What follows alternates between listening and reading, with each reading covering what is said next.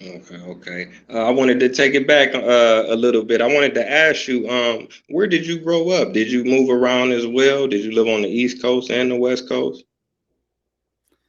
Yeah, I moved around. We moved around by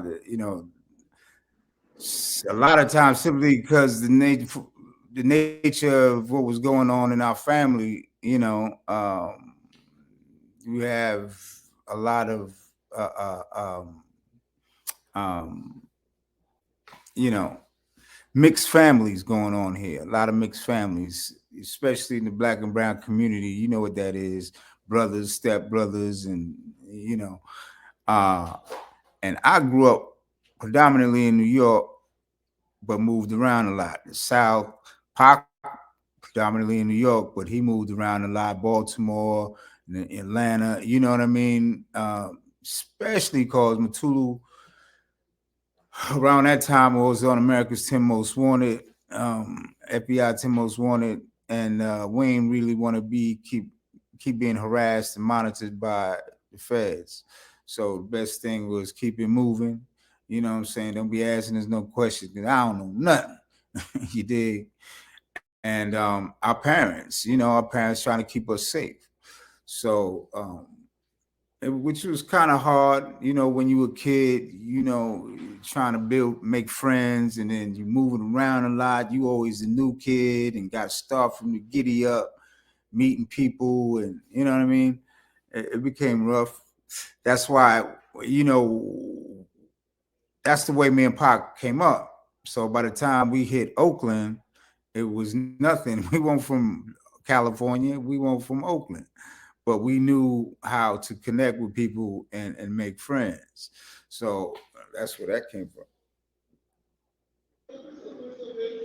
Wow, okay. I truly appreciate you sharing that, man, because you come from a revolutionary bloodline. It's a blessing to be, raised up, by so many powerful people, Afeni, Matulu, be around Tupac, and, the rest of them, man. That's truly inspiring. That's truly powerful. Now, my question is, when did you actually get into the music? Was that something that you went out on your own and did, or you and Pac kind of started off together? What was that like? You know,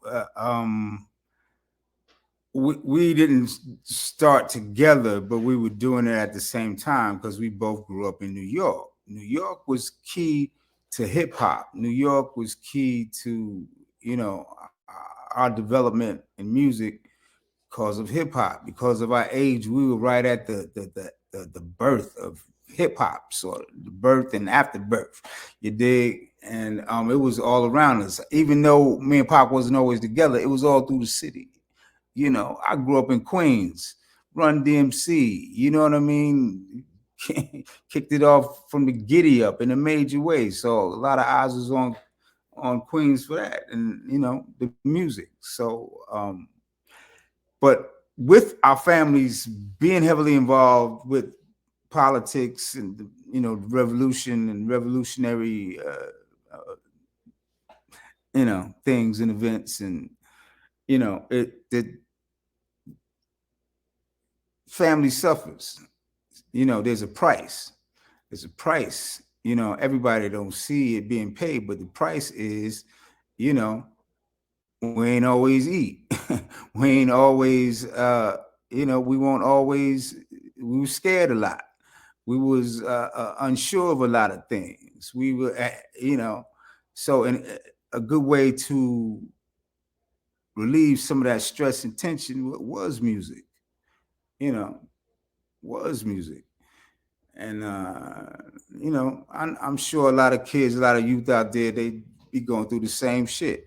I think now the kids they call it emo music, but it's a good way to express yourself, and at times when you really need to, but always can't. Oh yeah. I'm glad you mentioned that, man, because a lot of our revolutionaries, they still locked up today, and some of them not even here. You know what I'm saying? So they sacrificed their life, their families, their freedom, their money. Like you say, not being able to eat sometime, having to move around constantly. You know what I'm saying? Those are a lot of things that people take for granted. That's not in the movement. So Dig I'm that. glad that you touched on that. Okay, now how did you connect with Tony Tone? Because you actually got your big break before Tupac did, right? Affirmative. I'm the first Shakur family in the music business officially, but Pac was right behind me. But being from New York, I told you I came up. By the time I hit Oakland, I was grown and able to put myself in the studio and start making my own shit. The point where I've been waiting to get to ever since a kid. You know what I'm saying? So I hopped in the studio, paid for my own studio time, started recording. I was just blessed enough uh, um, that a good friend of mine was related to the bass player in Tony. So they came by my session and they liked what I was doing. And they didn't tell me at the time. I just met them and shit. I kept doing my thing. And later on, I got the call. I said, like, "Yo, you want to do a song with Ray?" Raphael Wiggins. Shout out to Tony. I said, "Hell yeah." I didn't know what it was going to be, but I knew it was an opportunity. You know what I mean? And I be trying to climb. I'm trying to excel, progress. So I just followed the lead, and thank God, it was good enough to get in the game. Oh yeah, most definitely, man. I'm glad you got in because I know you definitely inspired your family. You inspired Tupac for sure. Like you say, you the first person to break into the industry like that. And that's a major record. That's a classic that if you play today, people still lose it. And we waiting on your verse to drop because you killed it. You know what I'm saying? You was spitting for real.